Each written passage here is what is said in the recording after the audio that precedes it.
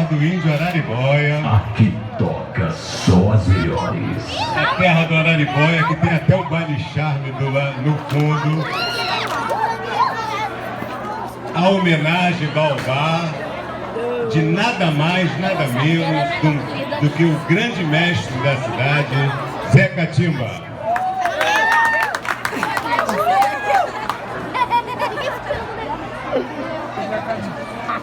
Boa noite, gente.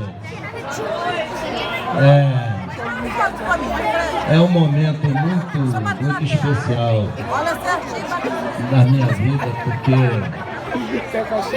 eu fui uma criança não desejada.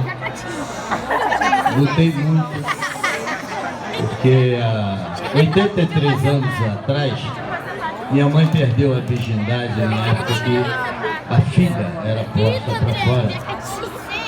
E a minha mãe tentou abortar tomando remédio. E tinha uma coisa terrível, tadinha. A minha mãe era branca e meu pai negro. E a minha mãe não queria que eu tivesse amigos negros. Então eu sei muito bem o que é isso. Mas esse gênio, ele disse muito bem. Nada, não tem a cor da pele. O negro não está conseguindo o seu espaço, né? A mulher. Claro que a sociedade ainda vai levar uma eternidade para cumprir com esse papel, mas a gente vai fazendo a nossa parte.